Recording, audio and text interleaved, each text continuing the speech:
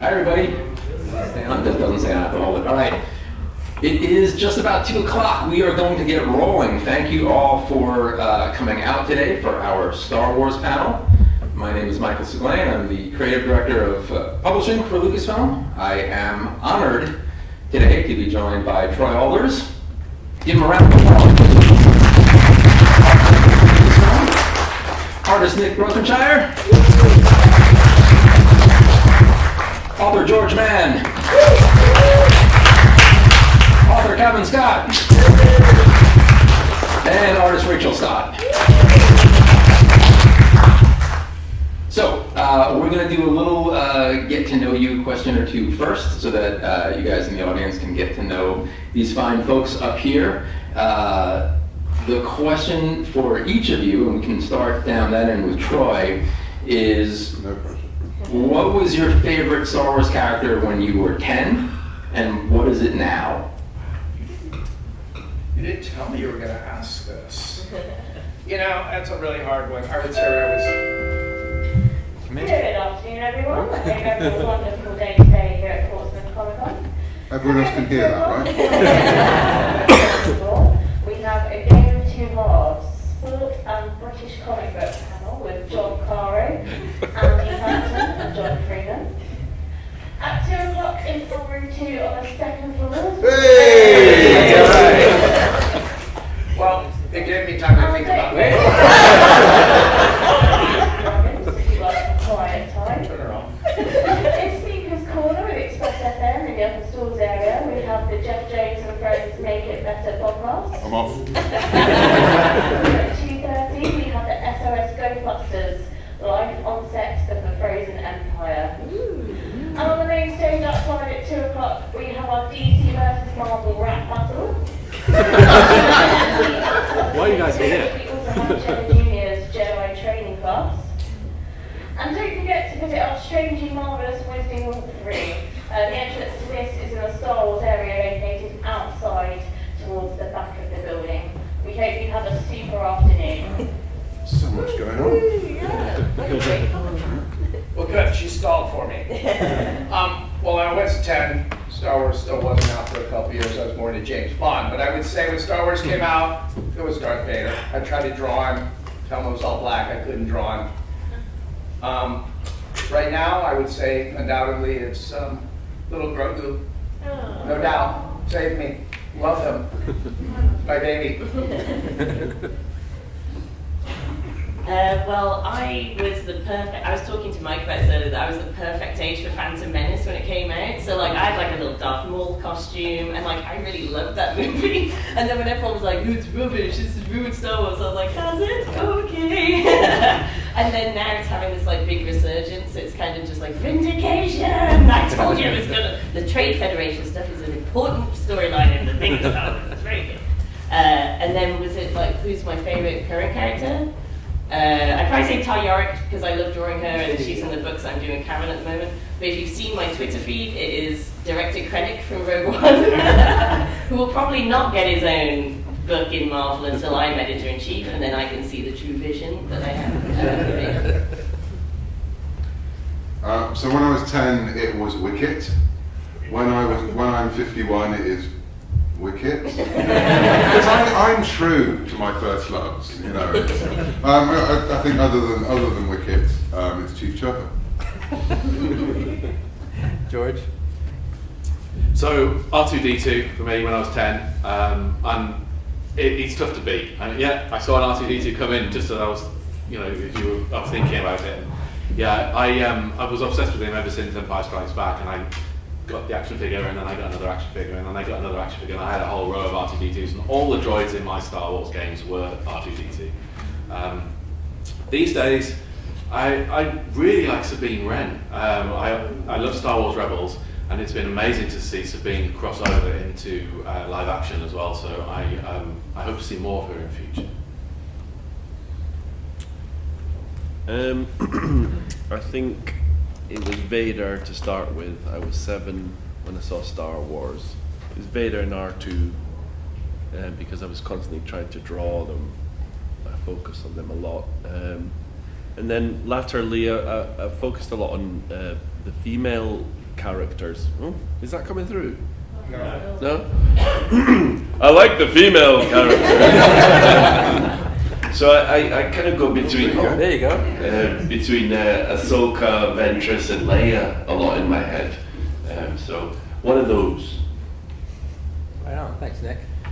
All right, so seeing as is let me try that again. Seeing as it is the 25th anniversary of Phantom Menace, another get to know you question for the panelists is: do you have a favorite memory of that film, either when it came out, when you first saw it, if you just saw it recently, when it was re-released? Troy, we'll start again with you. What about your favorite characters? Yeah, Mike. I asked the question. No, Mike. Okay. So we're doing it that way, are we? When I was a kid, my favorite was Han Solo because he had a cool ship and he had a Wookiee co-pilot. And then my favorite now is Luke Skywalker. Pretty simple. What about Wicket? He doesn't even make the top 10. I have a guinea pig called Wicket. That's how much we love him in our house. I don't think they last long, Whoa. No, he's old in Rise of Skywalker. He's old and grey. I meant the guinea pig. What? I thought it was breaking terrible news by anyone. What was the Phantom Menace question? You have a favorite memory of Phantom Menace? Oh, wow. I mean, that's really, I was hired in '94 because George was writing a new film. Kind of decided to put out a special edition first, so we had lots of time to work on it. But, my kid was 4. He kind of looked exactly like little Jake Lloyd. It was probably being in London watching them film it and taking my kid to the premiere. And I mean, I will say, I think even seeing the folks dressed up, there's a Natalie downstairs dressed in my favorite costume of the Queen that I think it was all her really elaborate costume that Tricia Bigger designed that really stands out. I mean, Darth Maul was our icon, but he was a little too evil and devil-like for me to say he was my favorite. I think it was just the kind of Art Deco, Art Nouveau design that ran through the whole thing that I really loved. Cool. Yeah, saying about the Padme's costumes, the whole movie is just beautifully designed. Like the way they did all the ships on Coruscant and all it's like, oh, let's do a new Star Wars, but do all this new stuff that always fits in so well into it. Really good. But if we're saying about our favourite thing, I have to do a shout out to the N64 pod racing game. There was not a single, I practically burnt out the cartridge from playing that again and again and again. It was amazing. I've literally never reached that high ever again in life at all yet. So. Well, I was very cross there with our Ewoks. It was a big disappointment. So I have a complicated history with the Phantom Menace because I was at that age when I was very angry about life. When you're young and foolish, you can be such things. I think looking back now, though, for whatever I expected in my head it to be and what it turned out to be, seeing Qui-Gon and Obi-Wan just be Jedi in that opening sequence and the lightsaber, and lightsabers battles can look like that. That's incredible. And I had been a long-time fan of the Dark Horse comics and Republic, which is still one of my favourite comics that Star Wars has ever done. And so it did feel like it was the excitement of sort of seeing that kind of Jedi on the screen. So yeah, seeing those two and seeing what Jedi can actually do. For me, I was working as a manager in a bookstore at the time, and there was obviously a lot of publishing and media associated with what was going on in the film. The thing that actually really sticks in my mind was some of the publicity material that was sent out to bookstores was these articulated life-size cardboard droids. So we had a battle droid and I had several pit droids to do window displays with. And there was a real moment because in those days, I hadn't seen that sort of thing, for years and years. That sort of merchandise of Star Wars, and then being able to kind of get these little pit droids out of the box, and they're like life size. And it was just kind of like, wow, this is real. It's like Star Wars is back. So that's kind of my favourite memory of that time. In terms of the film, I like Rachel, I still love the pod racing. I played that game recently, actually, on an emulator, and it was amazing. It still holds up. This is a true story, and no one believes it. It must have been a year before, and they released a trailer for for Phantom Menace before a movie called Prince of Egypt, and it might have been longer. And I was in the cinema, and before the trailer had even started, the lights had gone down, and there something came on, and it just went dark, and I just knew that it was going to be Star Wars. There was nothing that was telling me it was going to be Star Wars, but I just went like that, and my friend was like, "What's wrong?" I was like, "Star Wars," and then it went, and that's true. I got like precognitive You said knowledge. Yes. I did, and like from that point onwards, and I, you know, I'm a OG generation. I loved every second of Phantom Menace, and like the details, like whenever, you know, like when Qui-Gon and Obi-Wan would put away their lightsabers, it was just like, and they would just like flip them away or it'd be out immediately rather than this boom thing. Stuff like that just got me fired up completely. So I missed all the hate. I didn't even notice it. Didn't hear it. Bubble. Nice. Well, we are here to talk about High Republic, but speaking of Phantom Menace, I just wanted to touch upon a couple books we're doing. That's better. With Bonnier here in the UK. So we're retelling the films. We're retelling F1 and F4 using the original concept art. And each of them has a foreword by Troy Alders, our art director. Troy, I don't know if you wanted to speak about these a little bit, or what this art means to you. I mean, it was quite the task to go through. I was very honored to do those, but I think what was amazing is that I actually read 1 through 9, and it goes from age 12 to 59. And so just, you know, writing a page, I mean, Disney's done this before for some of their things, and they kind of, the person really talks about where they were in their life and what they were going through, and, you know, being able to say, you know, I was 12 when I saw New Hope, and I was 18 with Return of the Jedi on my way to art school, and it was just a real, I mean, it was really just really made me reflect on my life and how much of my life's been a Star Wars story. So I was really honored. They look really great. We were in London meeting with the publisher on Thursday and seeing the actual copies. They're beautiful. And I don't think, I mean, it's kind of amazing to me nobody's done, even beyond Lucasfilm, nobody's done retellings with concept art because it's so beautiful. I mean, I think that Rock McCoy portfolio from '77 was definitely one of my favorite pieces of merchandise. Not everything. Yeah, we saw these for the first time like 2 days ago, and they are stunning. Bonnie has done a really beautiful job, so these will be out here later this year, but we are here today to talk about High Republic. So, for those of you who may not know, the High Republic is a multi-publisher mega story. It takes place hundreds of years before the prequels, and it's the story of the Jedi Knights at their height.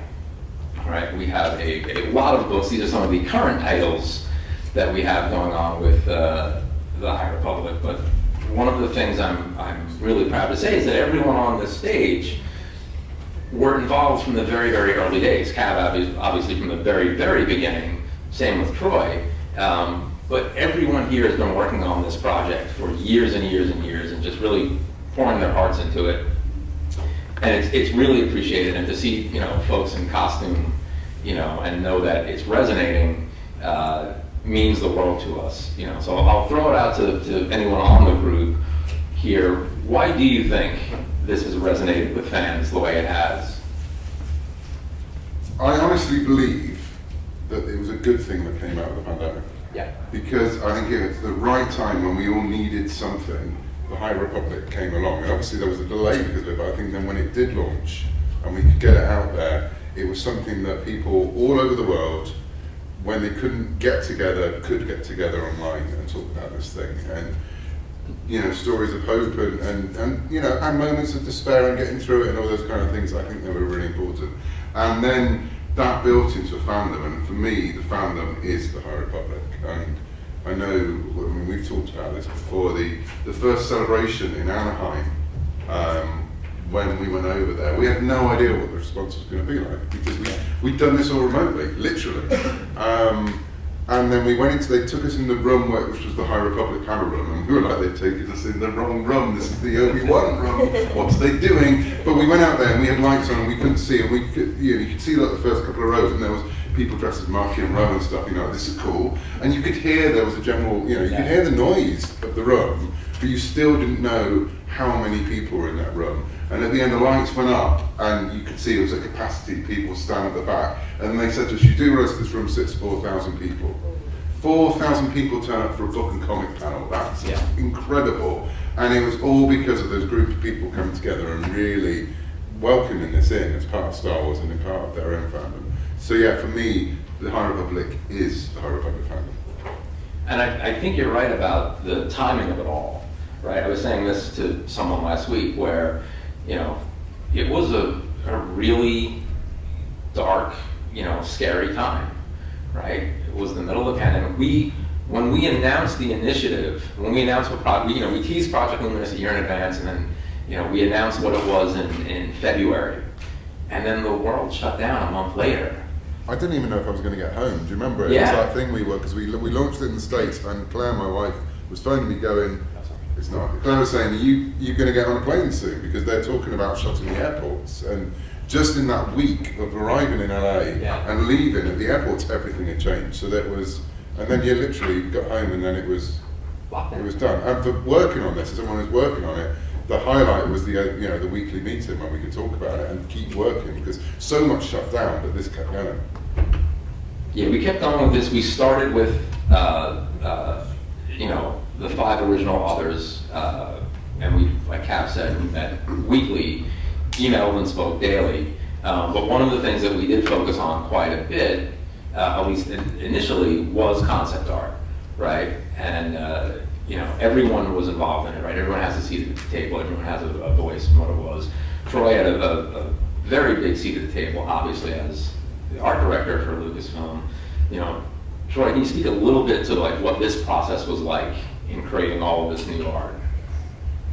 I mean, from my memory, I honestly just remember Mike coming in and saying, who are we going to get? And I said, well, let's call Ian McCaig. And I know that's not Ian McCaig there, but that's really my memory. I feel like this came after or simultaneous. Right after, yeah. And I think, I don't know if I'm getting ahead because I haven't seen what on earth Mike has up here to show everyone. I just remember there was a moment where we realized, oh my God, we can give Yoda 2 new outfits? He's never had a new outfit, and it's like, we kept talking about it, nobody really noticed. And I was like, Mike, we have to, this is really exciting. And we were so excited, again, I think it was because of the pandemic.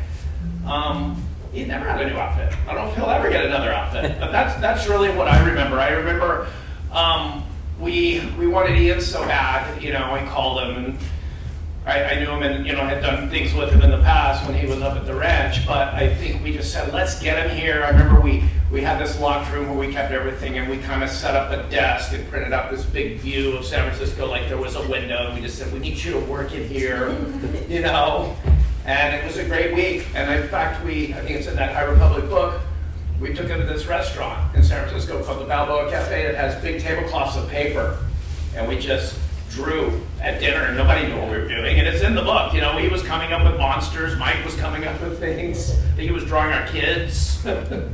He was, yeah. For those of you who don't know, Ian McCaig is the concept artist who created Amidala and the look for Darth Maul. He is Star Wars royalty, so to have him come in and start designing characters was phenomenal. And then from there, we opened it up to artists from all over the world, all throughout Lucasfilm, Disney, Pixar. We mined concept art that was unused from films because we were creating an entirely new era. And when you do that, you need to create a lot of art. So we started, with Light of the Jedi. And this was phase 1 of the initiative. This is a snapshot of what we released, not the individual comics, but the idea with this was that you could have a story for everyone, right? Everyone should be able to see themselves within Star Wars. Star Wars should be for everyone, and everyone should have a story, and it shouldn't all be the same story. So that if you have, a 9-year-old, 10-year-old at home, and they want to read about Star Wars, they're reading something and it can connect to, you know, what you're reading about, or what your aunt, uncle, brother, sister, cousin, best friend's reading about. And if you want to read all of it, wonderful, but you don't have to. And I think the thing that surprised us after we had launched it was how many people really read all of it, which was wild, because we thought, okay, well, you'll have your fans who are reading, you know, just the adult novels, or just the comics, or just the manga, and everybody wanted to read everything, which is wild, you know, not what we expected. And the thing I will say, because we had a question about it, you had a question about it earlier, it's like, where do you start? Wherever you want, right? It's not homework. You want to start with a young adult novel? Great. You want to start with adult novel? You want to start with a comic, a middle grade novel, the audio? There's multiple jumping on points, and that's part of the fun of what this is. And if you have a particular format you like, say you love young adult novels, great. But if you want to try something else, well, hey, we've got plenty here to choose from. George, you were involved in a lot of this from the start, sort of under the radar at first. If you want to talk a little bit about that. Yeah. So I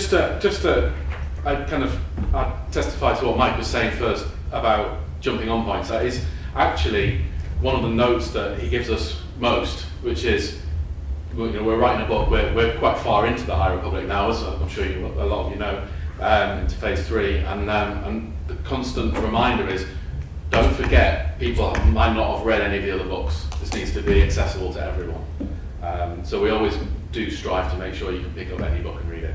But yeah, so I joined fairly early on. So the group of 5 architects had kind of come up with the overarching story with the guys at Lucasfilm, and I was working on a book called Dark Legends, which is kind of a collection of horror stories, Grimm's fairy tales, stories set in the Star Wars universe. And Mike had said to me, we've got these monsters called the Drengir, kind of like living plants, and they're in the High Republic, and we'd like it if you did a story based around those guys. So I'm going to send you some information about the Drengir.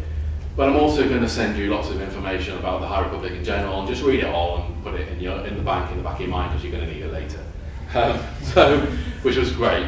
So I did. I wrote the Drengir story, and then I was given access to some of the early manuscripts, the early versions of some of the manuscripts that were coming through from the other writers. So I was reading them as they were kind of being written. And then Mike said, "We've got some picture books we want to do for kids, which kind of take place within the adult novels, within the framework of the adult novels." So thankfully, because I've been tipped off, I read them, so I was in a good place to be able to write those books. And that's the kind of point I joined the team, really. And then rolling into phase 2, I started to get kind of full projects from there. And then from here, so we launched with Light of the Jedi, and then from here we moved into Quest of the Jedi. And Cav, you did a lot of work on this, particularly with the different variations of Force users. And if you want to talk just a bit to that, because I don't know if everyone is really aware of that, how important a role that still plays in phase 3. Yeah, so phase 2 is set, we go back in time a bit more, because we just basically, George Lucas did it, so we thought if he can do it, so can we. So phase 1 happens, and then 120 years earlier, phase 2 happens. It tells you the story of the beginnings of the main story. And we go back to Jeddah, the planet that was in Rogue One. And I was always fascinated when I read Pablo Delgado's book on, you know, the visual dictionary. He put all these little hints in of the Force religions that were on Jeddah, and Jeddah in itself is very much like, you know, a melting pot of all these different religions, which we heard about in Star Wars, and of course in the old expanded universe, they were, you know, we had a lot of the older Force religions as well. And so I was pushing quite heavily to be able to explore that in a world where the Jedi aren't the main Force religion, you know. And on Jeddah we very much said that they are tolerated on Jeddah, and we created this thing called the Convocation of the Force, which is an advisory council of all the different Force users, both light and dark, getting together to try and work out how do we live together in a galaxy where the Force is a reality. And yeah, so we were able to go back and reintroduce a lot of the old EU Force factions into canon, and create some new ones. And yeah, they are still playing out, and that's the thing. A lot of people thought Phase 2 was this little capsule thing that was going off into the past. But like, this is Star Wars. People live a long time in Star Wars. So some of those characters who are young in Phase 2 have started to appear in Phase 3 as we've gone back to the main storyline. And a lot of those new religions that we included are starting to play out now as we enter into Phase 3. That was a good segue. So yeah, just as Cav said, you know, we're into Phase 3 now. Everything is connected. Even if you don't think it's connected, it's connected. What the team has been doing from the very beginning is working hard to make sure that, yes, you can read a book individually or a comic or a manga, but if you are reading everything, boy, you're seeing the much bigger picture here. So we launched Trials in November with Eye of Darkness, which sets the stage for where we're at. George, I don't know if you want to speak briefly to Eye of Darkness, and then we'll move on to High Republic Adventures. Yeah, I don't want to give too many spoilers away, but things are in a pretty bad place when we join the Jedi at the start of Eye of Darkness. So it's a kind of a journey back to the light, really, for them, and the glint of hope that's going to lead the way back to, hopefully, their success at the end of the trials. We should see. But yeah, so it was an interesting book to jump in and write and get my head around, kind of like, how do we take them from this bad place to hinting at things getting better. But I will say at the start of this one, if you haven't read it, and this is not a spoiler because this is the beginning of the book, the bad guys have won. So it's a pretty interesting take on it to say, okay, well, this is, you know, it's basically how are they going to get out of this one, right? And it's that's what we're doing for a lot of Phase 3. So speaking about High Republic Adventures, this is a comic that goes into a lot of the younglings and Padawans. Nick drew a bunch for us during Phase 1, back for Phase 3. I think we've got some pages here. I wanted to go over some of these pages because this is something that you had done with Harvey that worked beautifully, and I was hoping you could talk about it a little bit. Yeah, there was Daniel came up with the conceit of having two timelines being described within a story. One where I don't know what I can say, but one where we see what goes on with Lula in the past, and then one which keeps up with the present, where Harvey is telling that story and I'm telling the past Lula story. So he decided to come up with a script that melded the two of us into one issue. So he'd have pages where he described things for Harvey and he described things for me, all on one page. And so our job was to try and create a distinction between the two timelines without necessarily going into the old, you know, make slightly different shaped squares around them. And so the way we figured it out was Harvey would tackle the script first. Harvey Tolibao, who is a bananas artist, and he would figure out his interpretation of the script, bounce it over to me with his rough layouts like you see over on the left, and then I would fill in blanks and change little bits here and there and fire those back, and then when those got approved, he would ink his sections like on the left, and then I would get his inks and then, his final artwork, and then I would put my final artwork on the other side, and then we would have to send that to Michael Attier. Is that how you say his name? Attier. Yeah, the artist. And then he had to figure out how to color them. And I think it worked really well because Harvey has that, you know, kinetic but very detailed style, and I have that sort of very dark looking thing. So I think it worked. That worked beautifully, and you can even see that, you know, Harvey's first layout isn't what ended up in the final book, right? Because it was a little bit of a learning curve of how are the two of you going to make this work. and you know, really tell two stories going on at once. You know, this is more of your stuff, and I just wanted to see if you could speak a little bit to process here. Yeah. Process-wise, oh boy. Well, I do layouts in tiny little post-it notes. So I look at the script and then I figure out on little post-it notes how things are going to look, which is why they look like tiny little scribbles. But I find that works really well because you just see shapes rather than looking too much into detail. And then I blow those up and pencil them, and then attack them with ink. What have we got going over here? Oh yeah, and then those inks get sent over to Mike, who did a thing called a color hold over my inks, which is why they look kind of dreamy and blue looking. So he changed all the black ink into this kind of blue color in order to indicate the time period that we're in. But it's really beautiful stuff, and again, I don't know how many people get to see process, so we wanted to make sure that you were aware, you know, and again, Nick, you work both physically and digitally, correct? Yeah, actually, these pages are all physical, on these particular ones. Oh, that's awesome.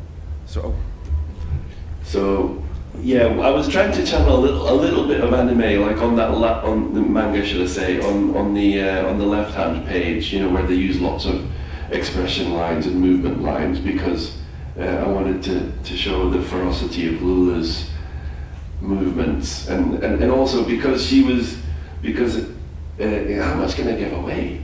You can talk about this, I think. This has been out for a while.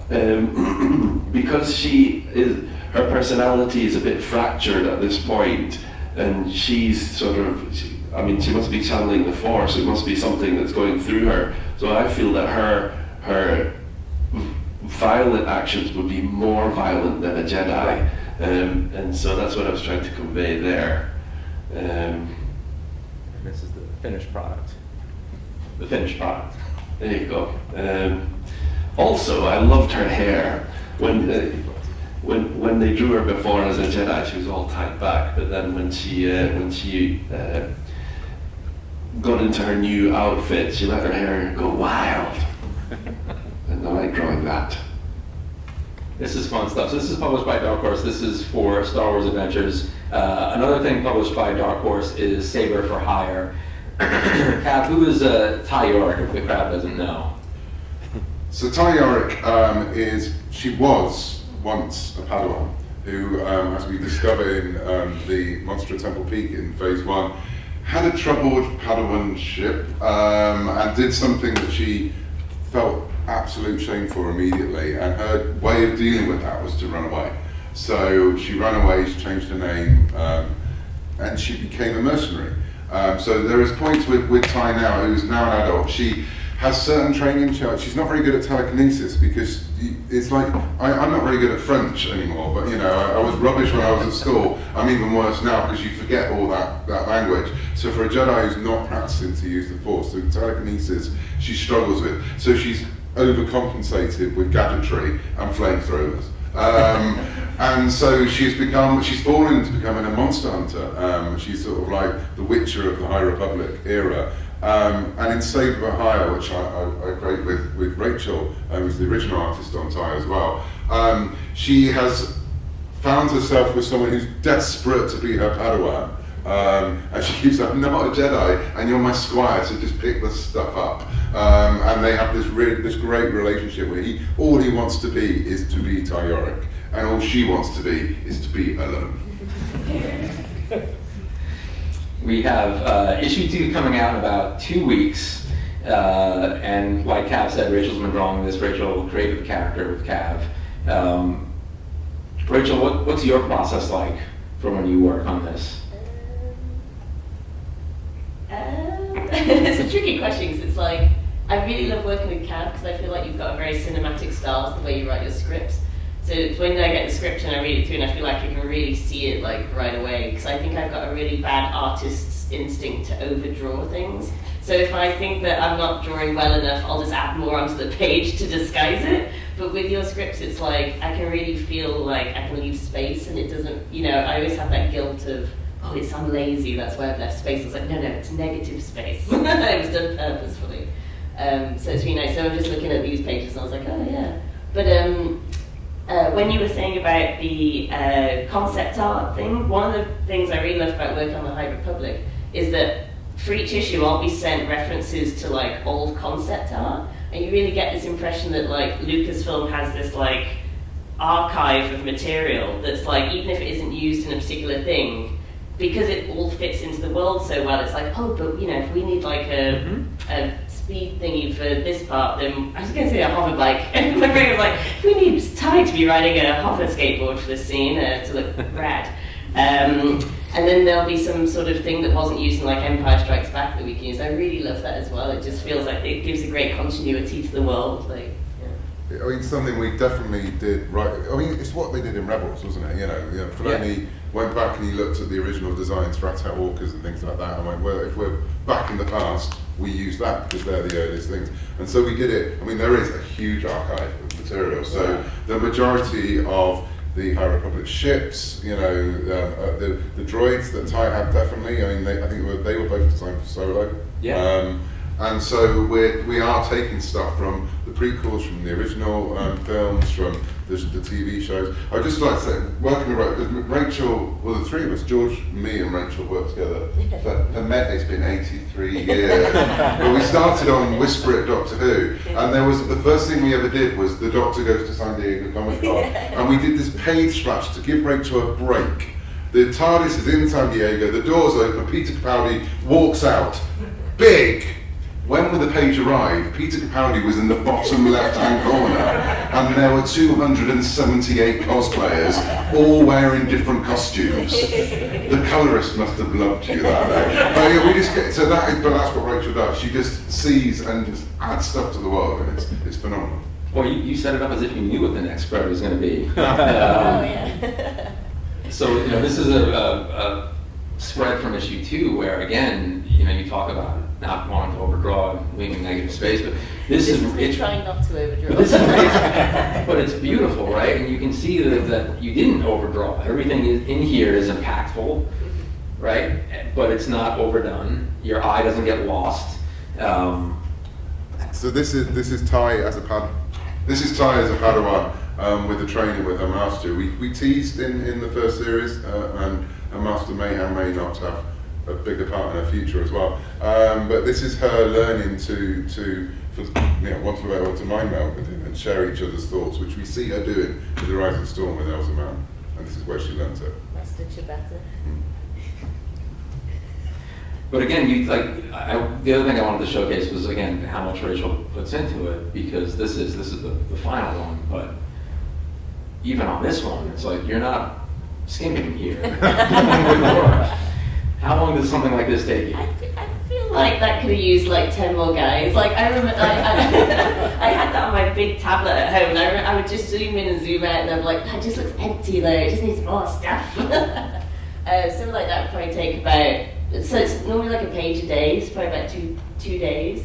But the problem is, it's really easy. Like my tablet, like say, is like this. It's so easy to zoom in and get really focused on something, and then you zoom out and realize that like it's missing something on some other part. But yeah, I was saying to someone earlier as well, is that you're not allowed to invent aliens as well. So it's always this thing. I think you said that you have a lot of reference books. So I've got all these reference books at home. So if I'm like doing this scene with I really like drawing the. Is it the nihil? The nihil? I forgot. No, flipping out. I went from it. Yeah. So that thing, it's all written down, so I was like, the nihil is that they're any species, any gender, and so like you can literally, it's almost like you're a bit spoiled for choice, because you sort of get the reference books, okay, what alien should I use? And then you pick an alien, you pick what sort of body shape they are, and then you choose how they're going to be all weird looking with their nihil gas masks on and things. And yeah, I think the only time when they said you couldn't use that was, what's the, Misa, we're going to do it. I'm going good. They were like, you can't have Gungan. I was like, All right, so we're up to Trials of the Jedi now. Like we said before, it started in November. This is the big conclusion of our story. This is not the conclusion of the High Republic. But because we are here at Portsmouth, because we were, they were kind enough to invite us, we wanted to make sure that the folks here got some news and reveals and announcements before anyone else. So let's start. We'll stay with you guys and talk about Saber for Hire number 3. This is not out until the end of June. Cavan and Rachel, do you want to explain what's going on here? Something with tentacles. So in phase 3, Ty is behind enemy lines and loving every minute of it because she can charge as much as she wants for killing monsters. But she only ever kills monsters that aren't sentient, and she, there is still a little bit of Jedi in her. But her past is running to catch up with her. She, as I said, she has a Padawan, or a squire, who's desperate to prove his worth through her. And he hears that the Chancellor's son is in occupied space in the occlusion zone, and he says we could go and save him and make a name for himself. And Ty's like, I have a name, thanks, I don't need any more. So he goes off, he steals a ship to prove himself, and that always goes well. And so this is sort of Ty having to go after and put right the mess he's made. You can see why Kevin's the writer, because I was like, something with tentacles. I don't think he's going to get there in time. It's not looking good. Cav, staying with you, High Republic 8 is out in June. We have a couple teases for this one. First of all, who's the Ithorian in the center there? Someone with tentacles. Oh no, so that's Baron Boolan, who is the Nile Minister of Advancement. Stroke mad scientist, and he is, basically he's an Ithorian Dr. Frankenstein, and the Peter Cushing Dr. Frankenstein, the evil one who just puts, arms on people's heads just to see what happens. That's pretty much what Boolan's all around. He's experimenting on Force users. And this is where we tie back to the second phase. He has his little band of merry psychos called the Children of the Storm, who are out there gathering children who are Force sensitive to turn them into monsters. It's a nice chat. We have some teases from this one too. You want to speak to any of this, or want to just let it go? What do you think? Sorry. That is a space station. Well, Frankenstein has a castle. Baron Boolan has a space station in a gas giant. Obviously. Obviously. Does he just have one? Maybe. All right, let's talk about these two. This is an unlikely pair. Can you speak a little bit to these two? So the young lady with the green face, that's Lorna Dee. Now Lorna Dee was a bit of a big deal in the first season because she was one of the baddies. She was one of the Nile. I can say it now. I remembered. She was sort of right hand. Right, Tempest Runner was her name. She was her title in the Nile. She was there, right hand to Markion Rowe. She has fallen out of love with Markion Rowe. She has fallen out of love with the Nile. She has basically fallen out of love with the galaxy, and somehow has thrown her lot in with a bunch of Jedi who are really struggling to find their way in the New World Order. And weirdly, he's become a bit of a mentor to some of the Jedi, which is something she never thought would happen. She's alongside Tay Sirik. Tay was around in phase 2. He was a young, in my head, he's played by David Tennant, and that's what he sounds like. But now he's David Tennant with a big beard, he's like Santa Tennant. And so he, again, has been someone who has a history with the Jedi. He has a very definite history with one particular Jedi, because what goes on Jeddah stays on Jeddah. That's the way that Jedi like to think about it. And so these two have been Jedi adjacent for a long time on both sides of the equation, and now find themselves fighting for the light. And they team up with someone who is still sort of Jedi adjacent here, in a way. Right.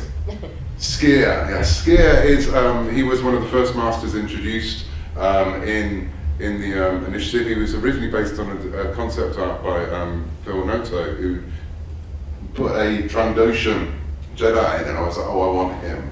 And so we created Skid, who's had a lot of problems in his time. He has a degenerative disease, which means that he has lost the ability to concentrate enough to create any kind of connection to the Force, and his lizard brain, he's a Trandoshan, is taken over. So for a Trandoshan, that's really, that's big problems. And for a Jedi Trandoshan, that's even worse. Everyone thought he'd been lost, and he was pretty much lost, and they're trying to drag him back, but he's struggling with that entire journey. You also chopped his arm off. Yeah, but he grew back. He's Trandoshan. It's fine. He's fine. Let's look at some other stuff that's new, shall we? So Nick, I know you can't say much about it, but what can you tell us about Crash and Burn? Oh boy. Well, I've drawn a few pages. The whole thing is laid out. Oh, there they go. There's Crash with her team.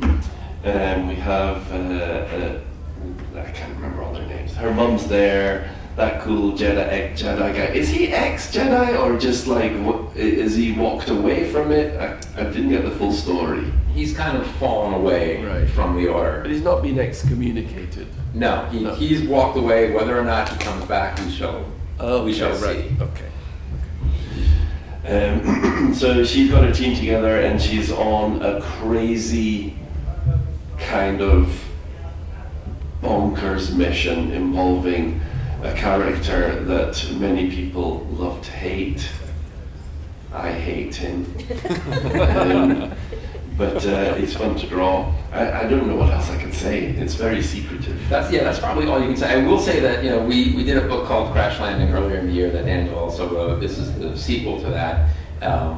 This is more where Cav was dealing with some of the monsters and Jedi hunters. This is a bit more of the sort of bounty hunter, scoundrel, man on the street stories. These are really welcoming for something that is scoundrels and bounty hunters, right? We were talking about jumping on points, Crash Landing and this, because there's such a family connection to them, you can relate very easily to them. So these are wonderful jumping on points. Let's talk about some more new stuff. George, who's that guy? That's Darth Ravi. Who is Darth Ravi? So, Darth Ravi is an ancient Sith who is obsessed with the Echo Stones. Some of you might have heard of the Echo Stones. I'm not going to go too much into detail about what they are at this stage, but yeah. Well, you can say, just to interrupt very briefly, we were talking about everything being connected. We did a one-shot in Phase 2 called Quest of the Jedi, where a lot of that comes up, and this is where you first hear the name Darth Ravi, and then George is continuing that story here. Yeah, so we have Reith, Silas, and Amadeo, a Padawan, who was introduced in a short story in the Tales of Light and Life anthology, are digging through the Jedi archives, trying to find out more about the Echo Stones. And this is the first issue of a series where we're going to see some of the stories they pull out of the Jedi archive and what they learn from it. So what I particularly love about this guy is he looks like Roger Delgado's master from Doctor Who as well. So this is if anyone who's read my Dark Legend stories, you'll enjoy this. It's kind of a myth from the ancient past of the Star Wars universe, a dive back in time to kind of have a look at where the Echo Stone started. And this is a 4-issue mini coming out later this year, and we do jump through time a little bit for this one. This is a fun one, so be prepared. Let's reveal something else, shall we? George, who's this guy? So this is Padawan Cam Linden, who's coming in a couple of stories that we haven't talked about and haven't announced yet. So you have to wait to find out more about where he's going to actually appear. But Cam is a Jedi who's, you see he's got a vocoder on his throat. He had a horrible accident on Coruscant, hover car accident when he was a little bit younger, and lost the ability to speak naturally. So he's got a vocoder, so his voice is an electronic voice, and he's a bit self-conscious about that. And he's a bit, so he doesn't have a lot of confidence. as he's starting out, he's just made the jump from being a youngling to a Padawan as well. So he's kind of out with his master, going on his first missions, finding his way in the world. Yes, he'll be an important character a little bit later this year, so sneak peek for the folks here first. What else do we have? So, you know, we mentioned the occlusion zone earlier. You know, it's a section of space that the Nile control, that the Jedi are not in, the Republic are not in. It's Nile space, you're not supposed to enter there. We don't know what's going on over there. Communications are down, ships can't get through. So we figured, we need to figure out what's going on over there. So very proud to announce Stories from Beyond the Storm Wall, Dispatches from the Occlusion Zones, a 4-issue miniseries. So this is the cover by Jake Bartok. I should say Jake did the concept art that you saw earlier. This is another fun one for us because it's Daniel, Alyssa, and Cav all writing different issues of this one. Cav, can you speak a little bit to yours? That's enough, thanks Cav, that's great. You can speak a little bit. So I'm writing the 4th issue, which is set after Tempest Breaker, which is the audio drama that's coming out at the end of the year, which is a story that features Lorna Dee, who we saw the Twilight Historia, and Keith Trennis, who's been reading the comic. Keith features in that maybe. I don't think she goes by Jedi Master anymore at that point. Really? Maybe not. And Ty Yorrick's in there as well, following on from the adventures in Save for Hire, and we find out where she's ended up. But yeah, messages are coming out of the occlusion zone, and the people are there, have to be there to group them. Yeah, and this one, as you can see, this one not only has Elzar Mann in it, it has Emmerich in it, it has Crash, it has Court. So this is a fun anthology that allows us to jump around a bit and really give a glimpse into what life is like on the other side. This comes out later this year and leads into basically the beginning of the end for next year. It leads into our January books, and then from January to June, basically all hell breaks loose, and it's our big ending. So we've got a lot of fun books coming up. Before we wrap, because we're going to have to wrap in a minute, for the panelists up here, anything that you're looking forward to about Phase 3, anything that you can tease that doesn't give anything away? Troy, you want to... here we go again. Good afternoon, everyone. Just a quick reminder that at 3 o'clock in Panel Room 1 on the 3rd floor, we have our All Well That Ends Well, 1984 and 40 years of British dystopian science George is on that one. Yeah. With Hey, Emma Austin, there you go. John Caro, Dylan Pank, Callum Kerr, and George Paul Mann. George Hey. Using my middle name as well. George Paul. George Paul, you're in trouble. Gary Erskine in Workshop Room 1, so that's not one to miss. And in Panel Room 2 on the 2nd floor at 3 o'clock, we have our boldly going into the Star Trek universe panel with John Freeman, Russell Wilkes, Cavan Scott, and Rachael I'm not on that Stott. one. Hey. I'm not on that. I'm not on that one. With But I'm not. You can play some Dungeons and Dragons with us. No, I'm literally not on it. And at 3 o'clock, the main stage outside, we have the 12 and Owners Cosplay Parade hosted by Dream Team Portsmouth.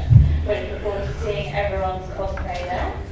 And don't forget, if you'd like to take home a memento from today, all official Portsmouth Comic Con merchandise can be purchased from the Comic City tent, located outside on the ground floor. Thank you. All right, we're just about at the end of the lightning round for what you're looking forward to. Just more of this. It's been amazing to have just such a swath of artists and writers, and to kind of build to go back in time and build on everything that came before. And I think it's really special to kind of do this here. I think just bringing it somewhere where you don't have all of Hollywood made it really special. And the fact that it's here, people dressed up, means the world to us, like Mike said. Hope to be here lots in the future, and I don't know, thank you for having us. Just excited for people to read Saber for Hire and to react to that stuff. And it has, like I say, it's just been really fun to be part of the High Republic. Like, it's got this very unique, very wonderful fan base that are just really invested into it, and it's very exciting to be a part of that stuff. So yeah. In Tempest Breaker, Lorna Dee... What? Gavin's excited for Campus Breaker. George? Seriously, pick that one up, but you're not going to want to miss that. I'm looking forward to seeing how many more people I can make cry. No, really, Aslan Rel, that's all I'll say. Good point. Okay, Nick? I just want Michael to get his, man. Get Tempest Breaker! I'm sick of that guy. Hate him. I love him though. You should pick up Tempest Breaker. It's pretty important. But seriously, thank you all. I wanted to just do one last reminder before we go, which is, where the name is. But thank you all for coming out. Thank you for reading. Thank you for supporting our books and comics, for supporting these amazing authors and artists. We really do appreciate it. It means the world to us. Thank you for having us in the UK. And may the force be with you. Thank you, everybody. That